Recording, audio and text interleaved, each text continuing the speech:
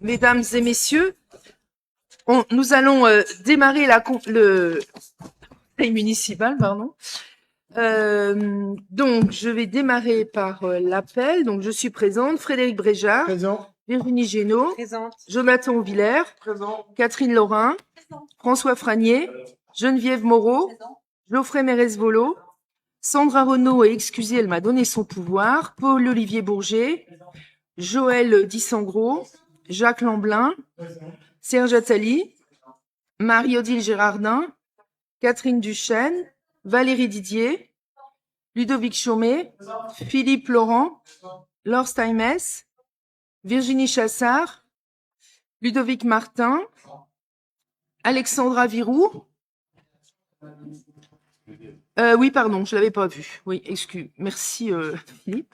Émilie Dardenne est excusée, elle a donné son pouvoir à Joël Dissangros, Nolan Bartel, Benjamin Moelle, Barbara Bertozzi, Marc Esser, Thibaut Valois, Laetitia Saucé, Bruno Minichello, et pas là, Mathieu Elafri, Benoît Talot et Nancy Charrois.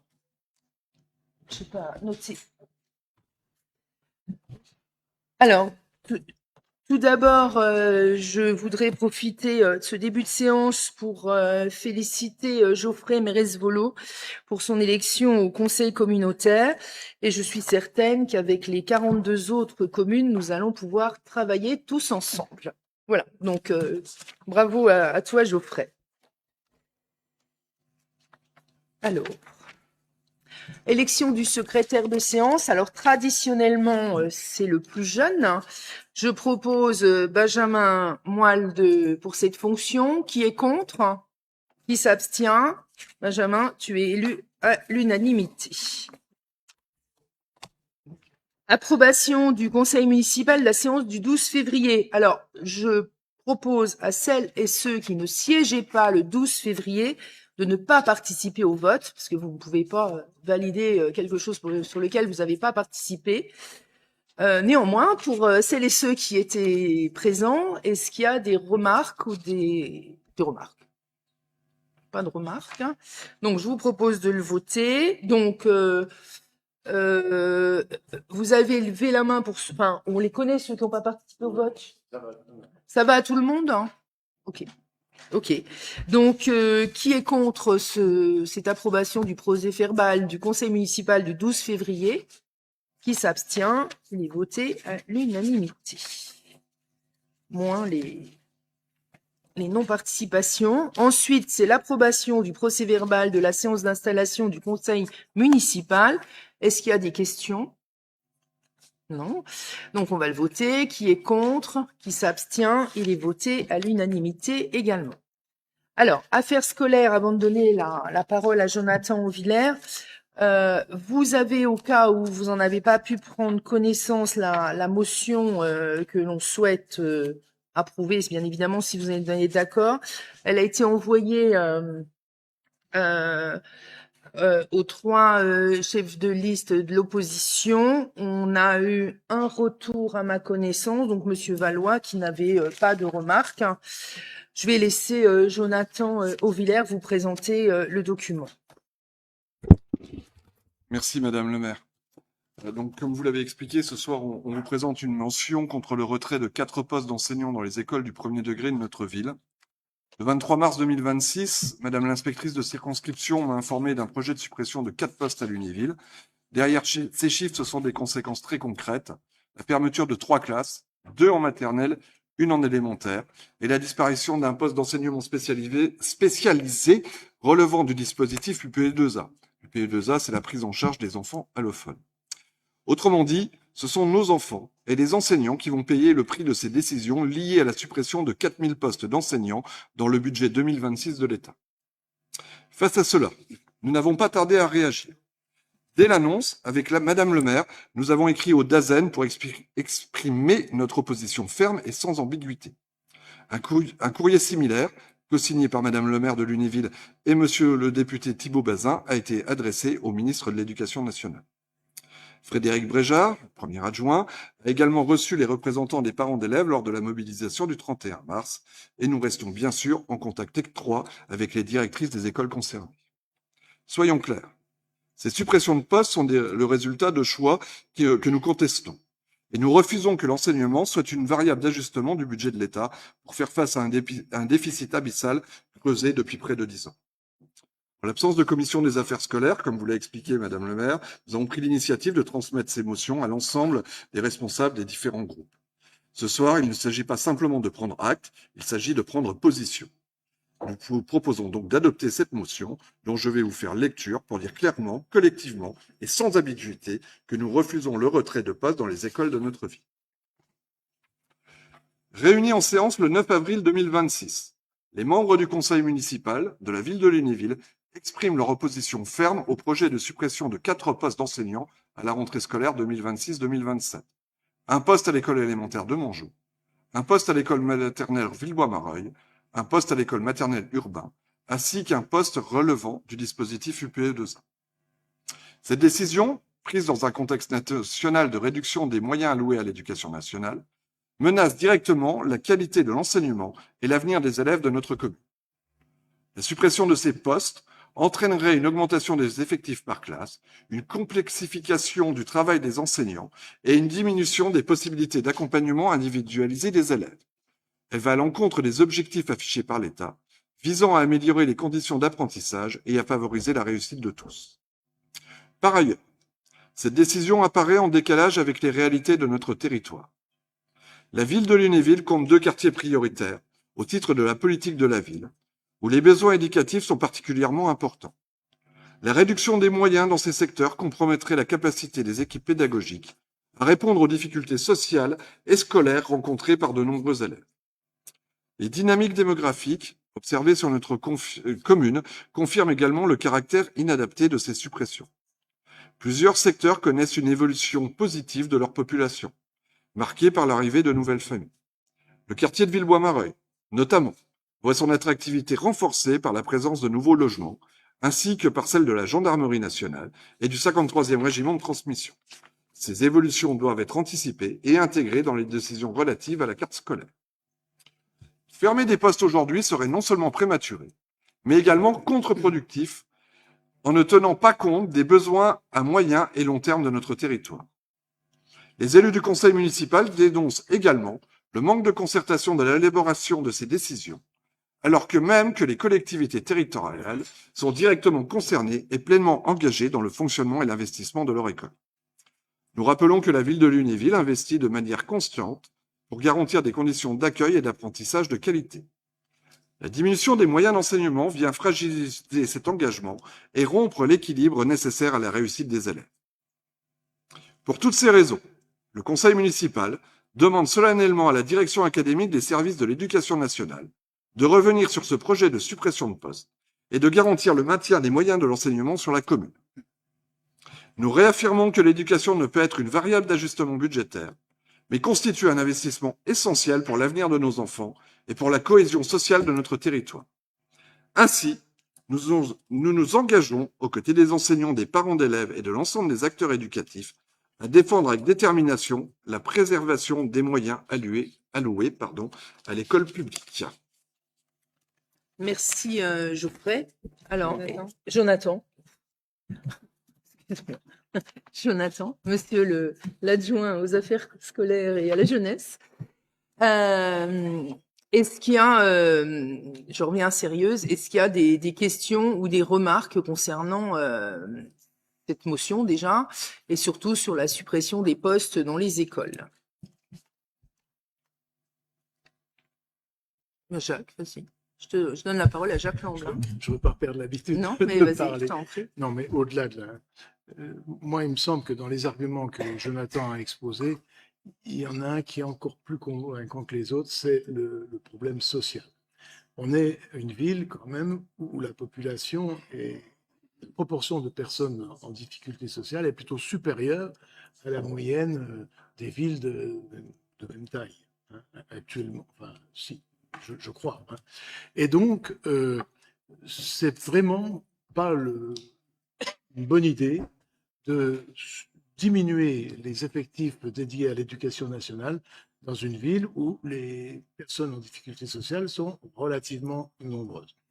Et donc, je crois qu'on doit vraiment utiliser cet argument pour essayer de faire reculer au maximum l'éducation nationale sur ce projet funeste. Merci Jacques. Est-ce qu'il y a d'autres remarques ou d'autres questions? Non. Eh bien, écoutez, on va passer au vote. T'as lu le projet de délibération? Non. Bah, écoute, je te redonne la parole. Projet de délibération. Le conseil municipal approuve la motion contre la suppression des postes dans les écoles de Lunéville. Autorise Madame le maire à la signer et à la transmettre aux services départementaux de l'éducation nationale et au rectorat. Et on pourra rajouter et au ministre. Hein. Donc, je n'ai pas forcément d'autorisation à demander, mais c'est important que ce soit noté qu'il y ait le ministre aussi qui soit dans la boucle. Alors, qui est contre ce projet de délibération? Qui s'abstient? Il est voté à l'unanimité. Je vous remercie. Alors, les dossiers suivants concernent l'installation du conseil municipal. Alors, c'est traditionnel en début de mandat, hein, il faut ce qu'on appelle installer les commissions. Donc, il s'agit tout d'abord de fixer le nombre d'élus par commission à 11, en sachant que le maire y est de droit dans toutes les commissions. Hein. Et en plus, donc, c'est 11 plus moi. Et je propose que chaque membre, ça c'est la première chose, chaque membre du conseil municipal participe à la commission finance. Je le rappelle, la commission finance, ce sera tous les premiers lundis du mois, sauf au mois de mai, je crois qu'on peut la garder. Tous les premiers lundis du mois, les commissions finance, à 19h. Et pour les 4 autres commissions, qui sont développement, aménagement de la ville, sport, culture et animation, affaires scolaires, périscolaires et jeunesse, on a appliqué donc la règle proportionnelle au plus fort reste par rapport aux listes d'opposition et à la liste de la majorité. Donc, ce qui veut dire que dans chaque commission, il y aura 8 membres de la majorité plus un membre de chaque opposition. Valérie Cochiot, ma directrice de cabinet, a contact avec tous les 3 têtes de liste de l'opposition pour définir les membres des commissions afin que on soit mis d'accord avant, c'est plutôt que de débattre en conseil municipal et de perdre du temps. Donc, en fait, je vous propose de décider donc de fixer le nombre de 11, outre moi, aux commissions municipales et de fixer à 5 le nombre de commissions municipales et que donc la commission des finances soit tous présents et sur les autres commissions, je vais noter ce que je propose. Donc, sur la commission développement et aménagement de la ville. Donc, François Franier, Catherine Laurin, Valérie Didier, Philippe Laurent, Ludovic Chaumet, Joël Dissangros, Ludovic Martin, Benjamin Moelle, Marc Esser, Bruno Minichiello et Benoît Talot. Sur la commission des sports, je propose donc Paul-Olivier Bourgère, Jonathan Auvillers, Geoffrey Mérez-Volo, Jacques Lamblin, Nolan Bartel, Catherine Duchesne, Virginie Chassard, Alexandra Virou, Laetitia Saucé, Mathieu Elafri et Nancy Charrois. Sur la commission culture et animation, donc Virginie Génaud, Frédéric Bréjard, Serge Attali, Valérie Didier, Nolan Bartel, Joël Dissangros, Catherine Duchesne, Alexandra Virou, Barbara Bertozzi-Bievolo, Mathieu Elafri et Benoît Talot. Et sur la commission Affaires sociales, activités, loisirs périscolaires et jeunesse, donc Jonathan Villers, Nolan Bartel, Ludovic Chaumet, Virginie Chassard, Benjamin Moelle, Alexandra Virou, Émilie Dardenne, Ludovic Martin, Thibaut Valois, Bruno Minichiello et Nancy Charrois. Donc, voilà ce que je vous propose et ce sur quoi on va délibérer. Je voudrais juste compléter mon propos. Une règle qui doit s'appliquer. Donc, les commissions doivent se réunir dans les 8 jours à compter de leur constitution pour élire leur vice-président. Aussi, vous allez avoir l'invitation, je crois, hein, qui va pas tarder. Je vous propose de noter que vous allez être réinvité pour lundi à partir de 18h pour procéder à toutes ces élections. Donc 18h finance, donc de toute façon tout le monde sera là. 18h15 développement et aménagement de la ville, donc ceux qui feront pas partie de la commission sortiront un quart d'heure. Ensuite rentreront à 18h30 la commission sport et à 18h45 la commission culture et animation, et on terminera à 19h par les affaires scolaires et jeunesse. Est-ce que j'ai été claire? Donc, à partir de 18h jusqu'à 19h15, 19h20, on va élire les vice-présidents des commissions. Est-ce que vous avez des questions ou des remarques? Non, normalement, tout le monde a été informé des commissions dans lesquelles ils sont présents. Donc, je vais relire j'ai relu déjà la délibération, mais je vais relire le début. Donc, le conseil municipal décide de fixer à 11, outre le maire, le nombre d'élus composant les commissions municipales, excepté la commission finance, qui comprendra l'ensemble des membres du conseil municipal, et décider de fixer à 5 le nombre de commissions municipales, et décide de fixer comme suit, donc comme je viens de vous le lire, les commissions municipales, et de procéder à l'élection des membres à scrutin, et je vous propose un scrutin public, si vous en êtes tous d'accord. On est bien, ok. Donc, qui est contre cette délibération? Qui s'abstient? Elle est votée à l'unanimité. Je vous remercie. Ensuite, affaires générales, c'est toujours installation du conseil municipal, élection des membres de la commission d'appel d'offres et de la commission de délégation de services publics. Donc là, je vais vous lire rapidement la délibération. Donc, conformément aux dispositions des articles L 1414-2 et 1411-5 du Code général des collectivités territoriales, la commission d'appel d'offres, appelée CAO, attribue les marchés publics passés selon une procédure formalisée dont la valeur estimée hors taxe prise individuellement est égale ou supérieure au seuil européen. De même, la commission de délégation de services publics, appelée également commission de concession, intervient dans les procédures de passage de contrats de concession et de délégation de services publics afin notamment d'ouvrir les plis, d'examiner les candidatures et d'émettre un avis sur les offres remises par les candidats. Donc, selon les dispositions de l'article, toujours les mêmes, les règles de composition de la commission d'appel d'offres et de la commission de délégation sur services publics sont unifiées.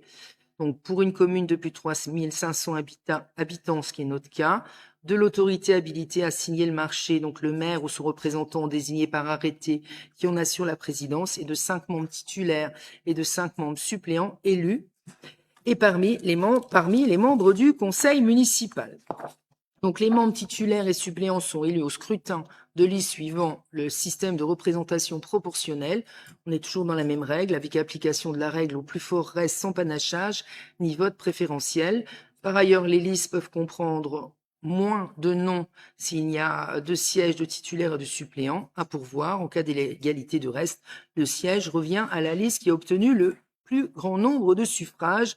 En cas d'égalité de suffrages, le siège est attribué au plus âgé des candidats susceptibles d'être proclamés élus. L'élection des membres de la CAO et de la CDSP se fait au scrutin secret, sauf accord unanime contraire. Donc, je vais vous poser la question. Il apparaît au conseil municipal de fixer les modalités de dépôt des listes afin d'assurer le bon déroulement des opérations de vote. Donc, vu toujours le code des collectivités territoriales, je ne vous lis pas les articles et le code de la commande publique. Donc, ce que je vous propose, c'est le projet de délibération suivant. Donc, le conseil municipal décide de fixer comme suit les conditions de dépôt de liste pour l'élection des membres de la commission d'appel d'offres et de la commission de délégation de services publics. Les listes de candidats pour l'élection des membres de la commission d'appel d'offres et de la commission de délégation de services publics devront être déposées auprès du maire ou du président de séance. Donc, dans ce cas-là, c'est auprès du maire. Les listes devront être déposées avant l'ouverture du scrutin, donc avant la date du 12 mai prochain, 20h, lors de la séance du conseil municipal, au cours de laquelle il sera procédé à l'élection aucune liste ne pourra être déposée après l'ouverture du vote et chaque liste devra comporter les noms et prénoms des candidats au poste du titulaire et du suppléant. Les listes pourront comporter moins de noms s'il n'y a de sièges de titulaire ou de suppléant à pourvoir. Le nombre de suppléants devra être égal à celui du titulaire et les candidats sont inscrits dans l'ordre de présentation.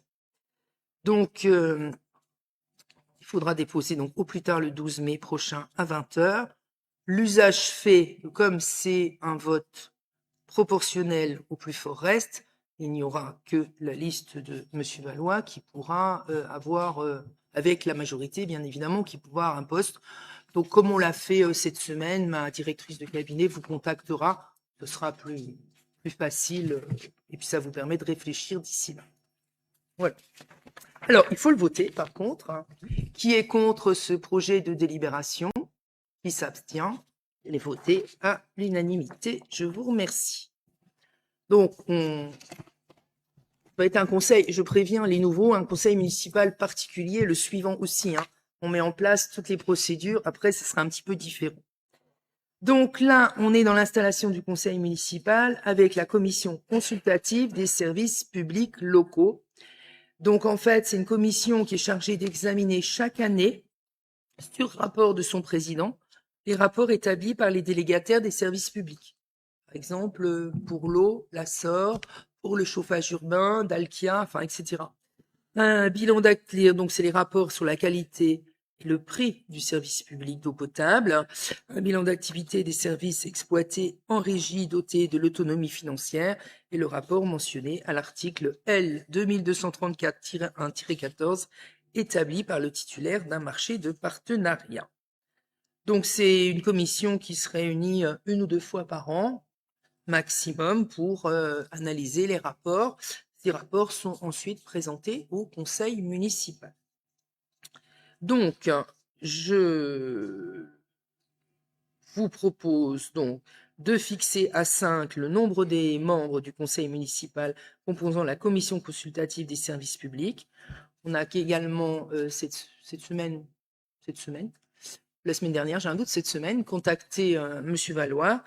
Donc, parce que c'est la règle toujours au plus fort reste. Donc, il y a 4 postes pour la majorité et un poste pour l'opposition, en sachant que, comme toutes les commissions, le maire est de droit. Donc, je vous propose François Franier, Catherine Laurin, Ludovic Chaumet, Jacques Lamblin et Thibaut Valois, qui, comme membres du conseil municipal, pour siéger donc au sein de la commission consultative des services publics locaux. Et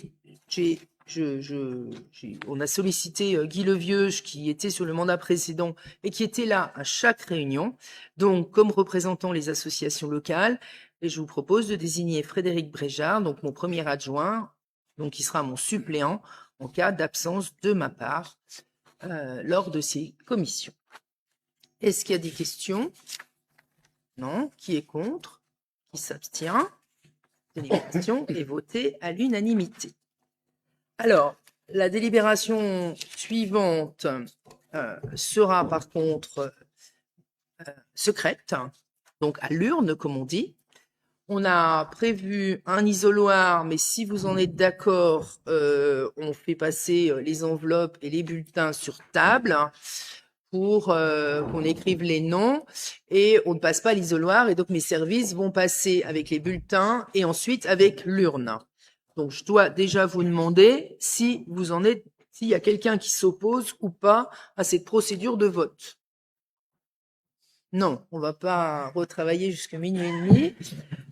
Donc, en fait, il s'agit donc de désigner les membres donc du CCAS, donc Conseil d'administration du Centre communal d'action sociale, le maire, donc moi-même étant présidente de droit, et j'annonce les noms là. Comment? Les noms sont écrits. Les noms sont écrits. Ceux qui ont des pouvoirs ont 2 votes, 2 bulletins, et vous pouvez bien évidemment. Alors, attendez, il y a une liste avec 5 noms, donc c'est celle que je propose. Il doit y avoir une liste avec un nom, qui est la liste que Monsieur Valois propose, et une liste blanche Écoutez, s'il vous plaît, parce que celle-là, elle est un peu plus compliquée que les autres. Donc, il y a une liste avec 5 noms. C'est la liste que je propose. Monsieur Valois, dans le cadre toujours de la proportion, etc., peut proposer un nom.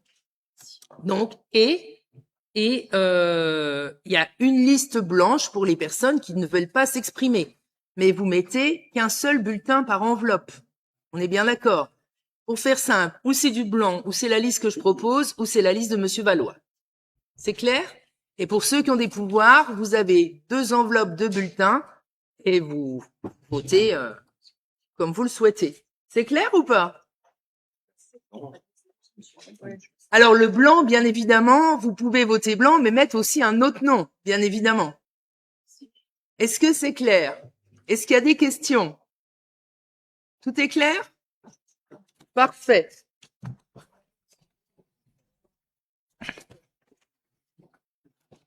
Et ceux qui ont un pouvoir ont 2 bulletins à mettre et 2 enveloppes à mettre.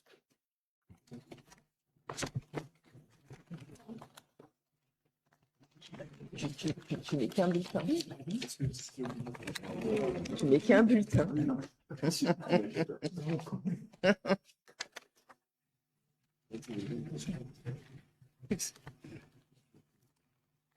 Ah, moi, j'ai 3 enveloppes, c'est bon. Tout le monde a bien compris? Merci.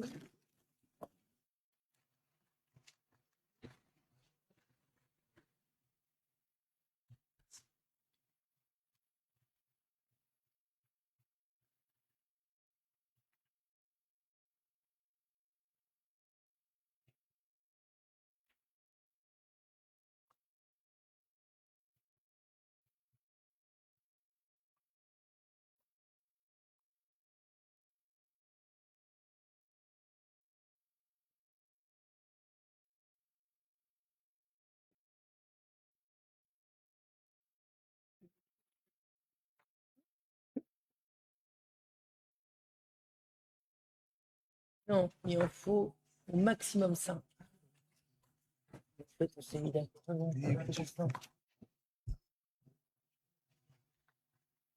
On a travaillé en amont avec Monsieur Valois pour simplifier les choses ce soir. Voilà.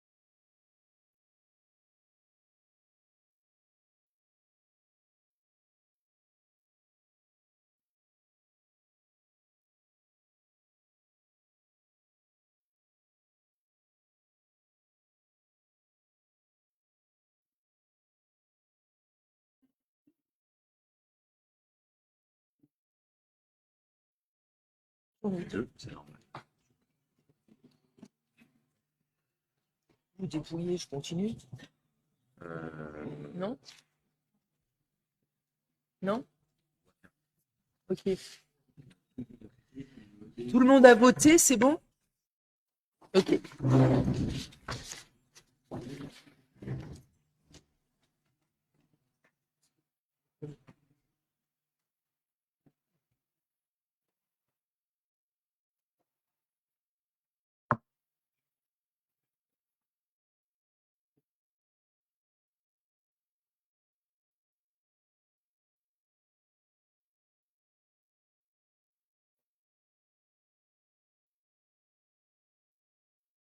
Oui.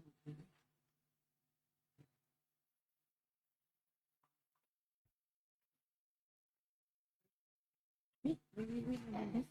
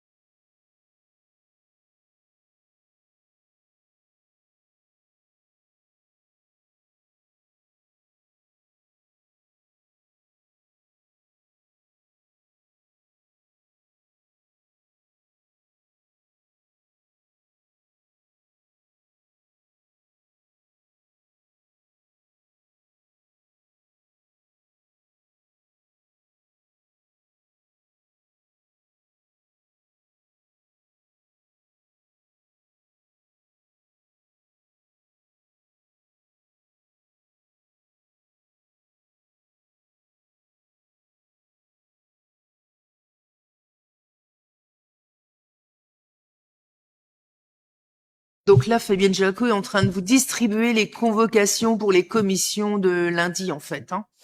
Voilà.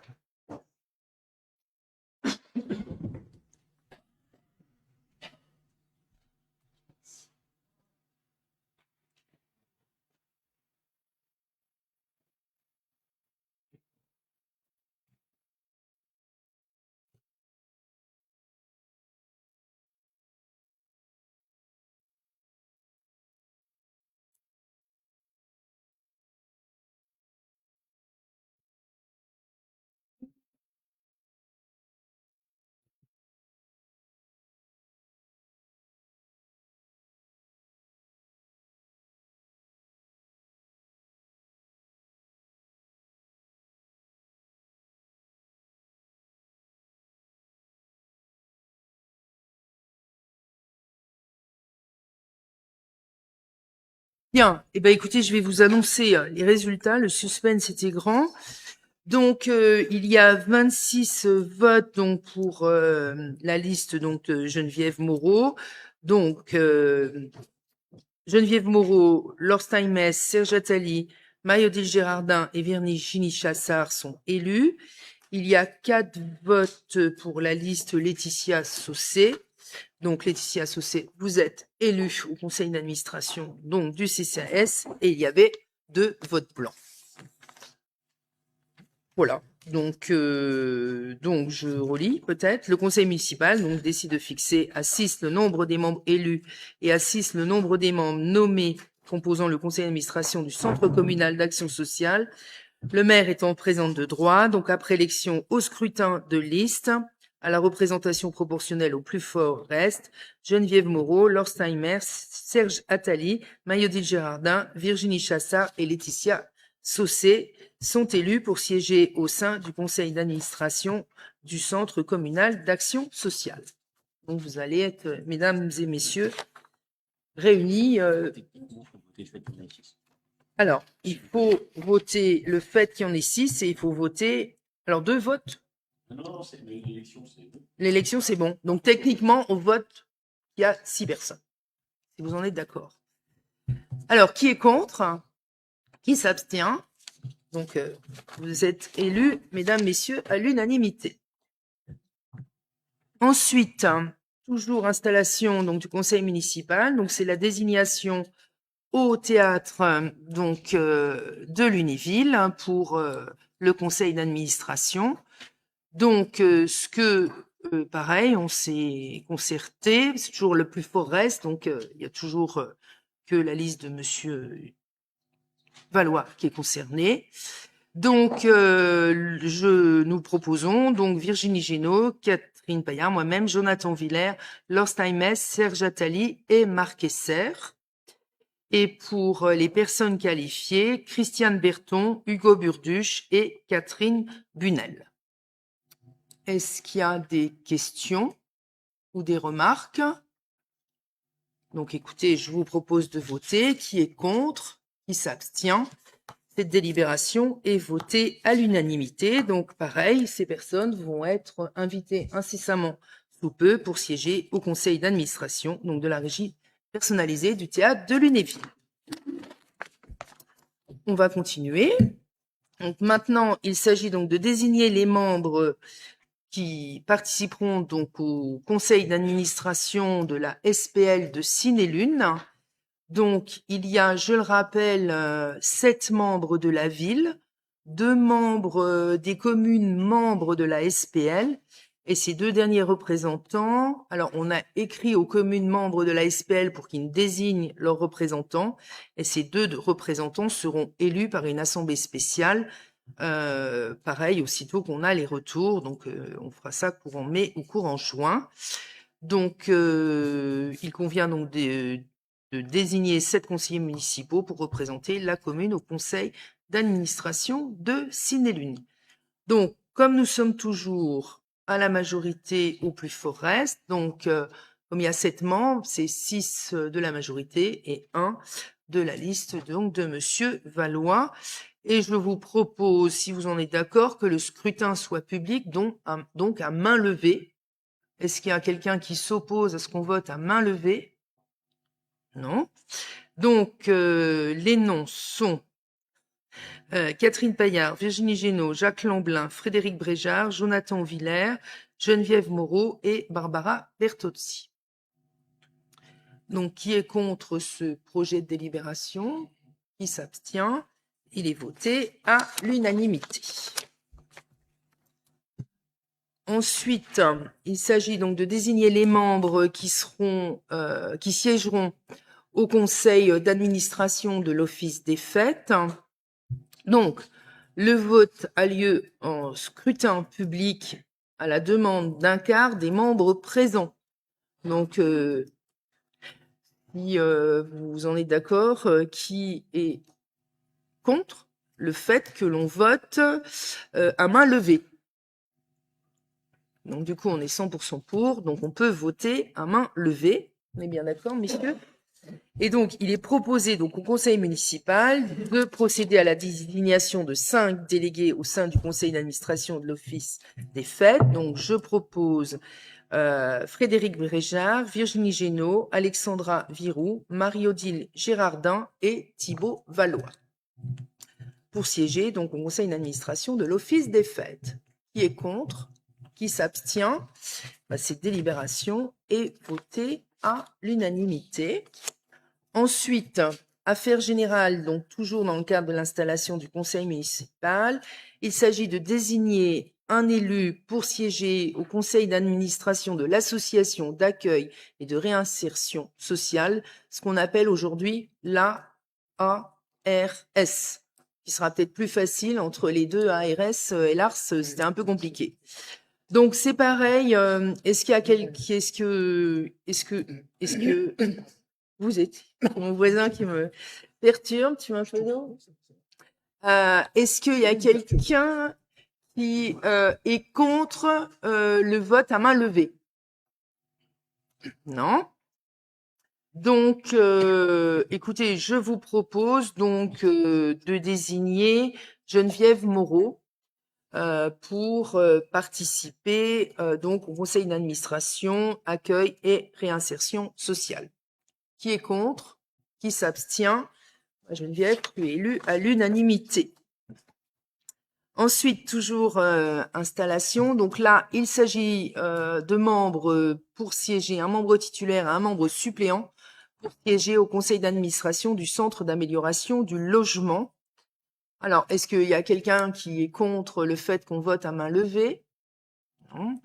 Donc, je propose donc après scrutin un vote public de désigner donc Frédéric Bréjard comme membre titulaire et Catherine Duchesne comme membre suppléant pour siéger au conseil d'administration du Centre d'amélioration du logement. Qui est contre? Qui s'abstient? Vous êtes élus à l'unanimité, madame et monsieur.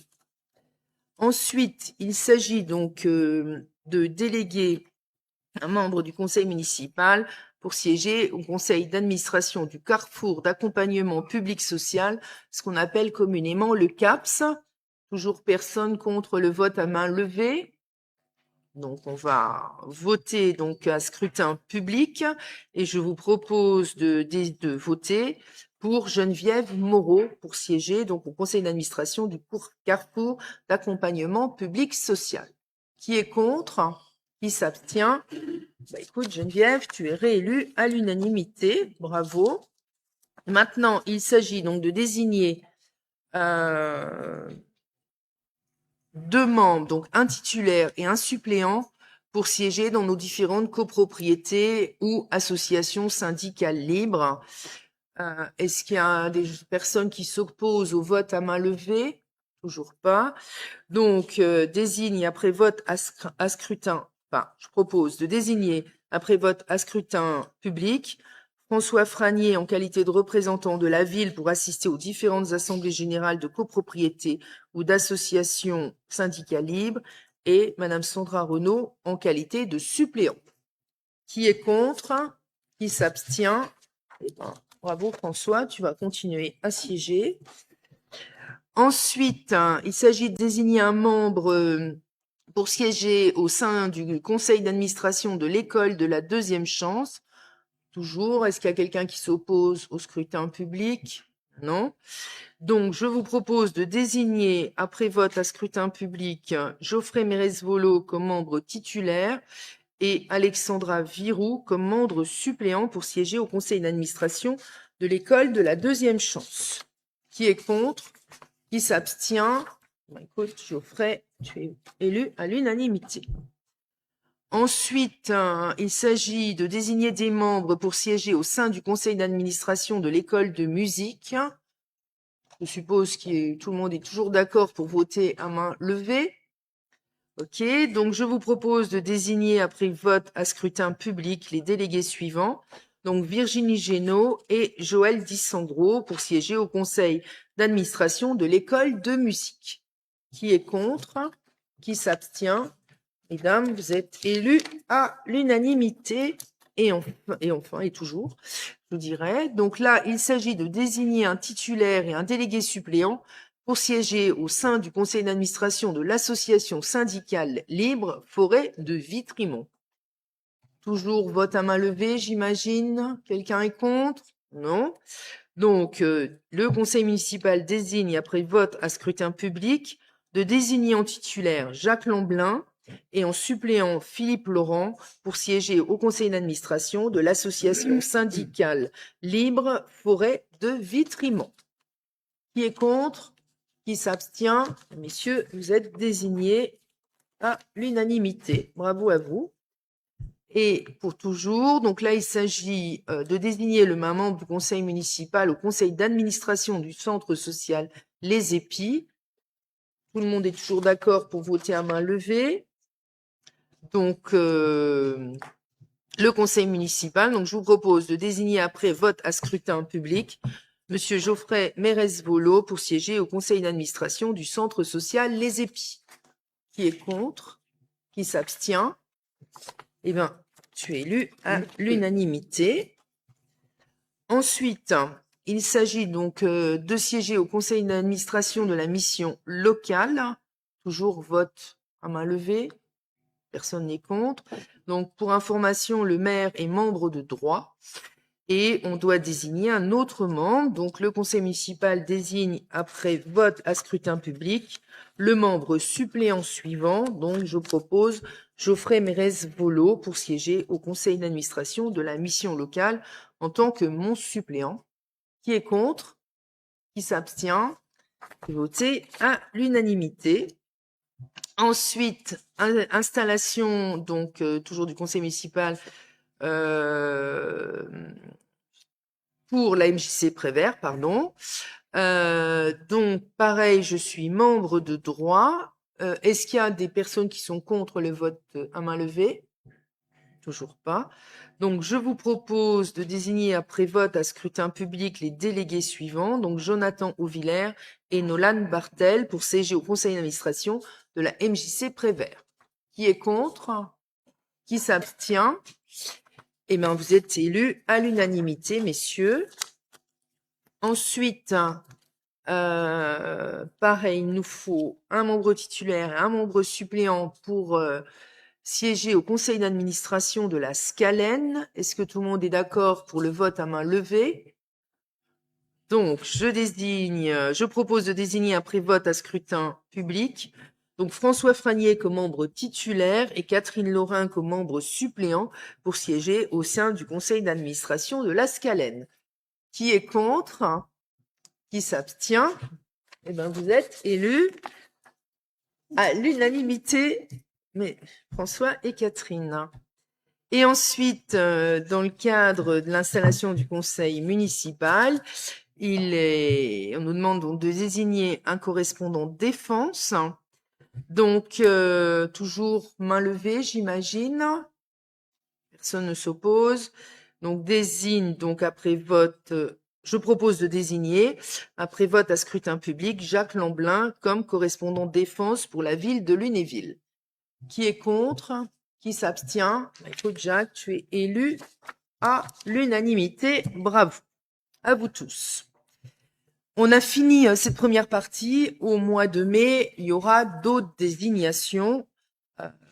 J'espère qu'on va travailler pareil pour que avancer correctement.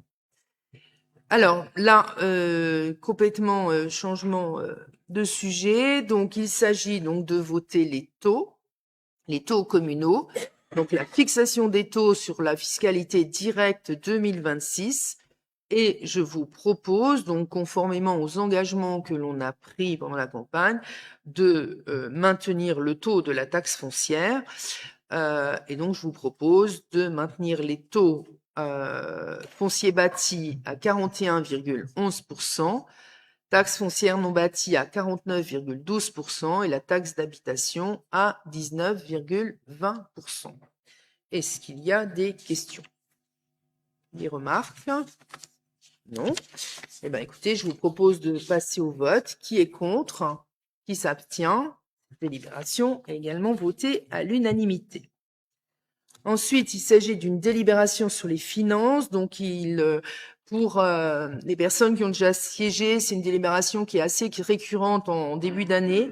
C'est une délibération qui permet au budget principal de verser une avance sur le budget de l'eau, ce qui nous évite de faire un emprunt auprès des banques pour faire les travaux de début d'année en attendant le produit de la surtaxe sur le mètre cube. C'est une délibération qui est dit toujours récurrente en début d'année. Donc, le montant maximum, c'est 300 000 €. Les conditions de tirage et de remboursement au fil de l'année en fonction des besoins par le biais d'un certificat administratif. Et la période d'utilisation, c'est du 1er janvier 26, qui va démarrer seulement maintenant au 31 décembre 26. Est-ce qu'il y a des questions? Non. Donc, le projet de délibération, c'est conseil municipal, autorise le principe d'une avance de trésorerie du budget principal vers le budget annexe de l'eau, donc avec un montant de 300 000 €, conditions de tirage et de remboursement au fil de l'année en fonction des besoins par le biais d'un certificat administratif.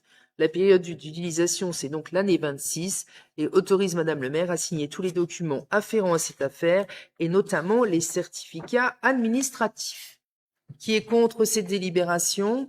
Qui s'abstient? Elle est votée à l'unanimité. Là maintenant, il s'agit donc de l'indemnité des élus. Donc, en fonction de la taille de notre commune, seuls le maire, les adjoints et les conseillers délégués ont une indemnité. Et là, je vais relire le document officiel. Donc, conformément aux dispositions des articles L 2123-20, L 2123-24 du Code général des collectivités territoriales, vu la loi du 22 décembre 2025 portant revalorisation des indemnités de fonction des élus locaux, considérant qu'il appartient au conseil municipal de déterminer les taux des indemnités des élus pour l'exercice de leurs fonctions dans la limite des taux fixés par la loi. Considérant que pour une commune dont la population est comprise entre 10 000 et 19 999 habitants, le taux de l'indemnité de fonction du maire est fixé de droit à 67,60% de l'indice brut terminal de la fonction publique, considérant que pour une commune dont la population est comprise entre 10 000 et 19 999 habitants, le taux de l'indemnité de fonction d'un adjoint est fixé à 28,60% de l'indice brut terminal de la fonction publique, considérant que l'indemnité de fonction des conseillers municipaux délégués ne peut être supérieure à 6% de l'indice brut terminal de la fonction publique et doit s'inscrire dans la limite de l'enveloppe indemnitaire globale. Considérant la volonté du conseil municipal de permettre l'attribution d'indemnités de fonction aux conseillers municipaux délégués et à cet effet de minorer les indemnités maximales allouées aux maires et aux adjoints afin de respecter l'enveloppe globale autorisée. Il est décidé donc de fixer les taux d'indemnité de fonction avant majoration comme suit. Donc le maire 63% de l'indice brut terminal, les adjoints 25,35% de l'indice brut terminal et les conseillers délégués à 5,64% de l'indice brut terminal. Considérant que la ville de Lunéville est attributaire de la dotation de solidarité urbaine permettant l'application des taux correspondants de la strate démographique immédiatement supérieure de 20 000 à 49 999 habitants, soit 90% de l'indice brut terminal pour le maire et 33% pour les adjoints, considérant que le conseil municipal souhaite, tout en bénéficiant de ces dispositions, fixer les indemnités de fonction à un niveau inférieur au maximum prévu par les textes afin de permettre l'attribution d'indemnités aux conseillers municipaux délégués dans le respect de l'enveloppe indemnitaire global d'un montant de 15 907,46 €. Il est décidé de fixer les indemnités de fonction exprimées en pourcentage de l'indice brut terminal de la fonction publique et avant l'application de la majorité prévue pour les communes chefs-lieux d'arrondissement. Donc le maire, 82,59% de l'indice brut terminal, les adjoints, 30,05% de l'indice brut terminal et les conseillers délégués, 5,66% de l'indice brut terminal. Considérant que la ville de Lunéville est chef-lieu d'arrondissement, permettant l'application d'une majoration de 20% sur les indemnités de fonction fixées sur le taux de la strate réelle, il est décidé de majorer les taux selon le tableau des indemnités en annexe. Les indemnités de fonction sont calculées sur la base de l'indice brut terminal de la fonction publique fixé à 1027 au 1er janvier 2026 et seront revalorisées automatiquement en fonction de l'évolution de la valeur du point. Les indemnités seront versées à la date d'entrée en fonction des élus, soit le 29 mars 2026. Donc, le projet de délibération, c'est le conseil municipal décide d'attribuer les indemnités aux maires, aux adjoints, aux conseillers délégués municipaux selon les barèmes suivants. Le maire, 82,59% de l'indice brut terminal majoré de 20%. Les adjoints, 30,05% de l'indice brut terminal majoré de 20%. Les conseillers délégués, 5,66% de l'indice brut terminal majoré de 20%. Propose en annexe le tableau récapitulatif des indemnités versées. Précise que les crédits sont prévus au budget 2026 et rappelle que les indemnités sont revalorisées automatiquement en fonction de l'évolution du valeur du point et décide de fixer la date d'effet au 29 mars 2026. Est-ce qu'il y a des questions ou des remarques? Monsieur Esser, il faut allumer votre micro, monsieur Esser, quand vous prenez la parole. Oui. Hors revalorisation prévue par la loi du 22 décembre 2025, est-ce que par rapport au précédent mandat, les indemnités sont réévaluées, augmentées? Alors, comme on suit la grille de la territoriale, donc par rapport à mars 2020, pardon, il y a 1 100 € de plus sur l'ensemble des élus. Mais ça, c'est les 6% qui a été valorisé depuis mars 2020. C'est l'augmentation de la valeur du point. C'est 1100 sur l'année? Non, par mois. Sur l'enveloppe globale? Sur l'enveloppe globale mensuelle, c'est pour l'ensemble. Pour l'ensemble des élus. Pour l'ensemble des élus. C'est la valeur du point qui a augmenté, tout simplement. Est-ce qu'il y a des questions? Alors, écoutez, on va passer au vote. Qui est contre cette délibération? Qui s'abstient? Elle est votée à l'unanimité. Je vous remercie. Alors, la délibération suivante, et qui est la dernière, donc c'est pour tous les élus. La formation des élus est une possibilité pour vous. Et donc, vous pouvez en bénéficier sur demande par écrit auprès du maire, avec bien évidemment le lieu de formation, les montants, etc. Et sur un montant maximum par an de 4 459 €. D'accord? Pour l'ensemble du conseil municipal. Voilà. En sachant que pour les personnes qui travaillent, vous bénéficiez également des formations que vous pouvez utiliser dans le cadre de vos entreprises ou de vos missions respectives. Est-ce que vous voulez que je vous lise le document complet? Je peux. Hein. Donc, globalement, si vous avez besoin de formation, vous avez le service ressources humaines qui peut vous aider à réfléchir et à trouver une formation adéquate. Et il y a un montant maximum. Ensuite, vous envoyez un courrier au maire. En général, toutes les formations qui ont été demandées sur le mandat précédent, elles ont été acceptées, pour être clair. À moins que l'enveloppe explose. Et à ce moment-là, on vous demande de décaler d'une année par rapport à la demande. C'est clair ou pas? Alors, Ouda Jedbir est vraiment à votre disposition si vous avez besoin de renseignements plus techniques et plus pratiques. Donc, le projet de délibération, c'est le conseil municipal approuve les orientations données à la formation des élus de la collectivité, telles que présentées ci-dessus dans le cadre de dans les modalités d'exercice, et décide de fixer le montant des dépenses de formation à 4 459 € par an pour la durée du mandat. Autorise Madame le maire à signer avec les organismes de formation auprès des conventions présentées préalablement à toute action de formation en lien avec les fonctions effectives exercées pour le compte de la commune par les élus. Autorise Madame le maire à mandater le paiement de toute facture relative à la participation effective des élus à une formation et autorise à rembourser les frais de déplacement et de restauration engagés par les élus et nécessairement liés aux formations sur présentation des pièces justificatives et précise que les crédits sont inscrits au budget principal 2026 pour ces délibérations et sur les suivants ensuite. Bien, bah écoutez, qui est contre cette délibération? Qui s'abstient? Elle est votée à l'unanimité. Je vous remercie. Donc, on se retrouve, vous l'avez compris, lundi pour les commissions. Et ensuite, le prochain conseil municipal, comme le mois de mai, je vais pas vous inviter le 14 mai, qui est le deuxième jeudi du mois, qui est le jour de l'Ascension. Donc, jour férié. Donc, pour nous, ça pourrait le faire, mais je voudrais pas faire le coup à mes directeurs. Donc, le 12 mai à 20h, le mardi, exceptionnellement 12 mai à 20h, conseil municipal. Et ensuite, on reprend le rythme du deuxième jeudi du mois à 20h. Parfait. Eh ben, écoutez, merci, bonne soirée. Et puis, à lundi.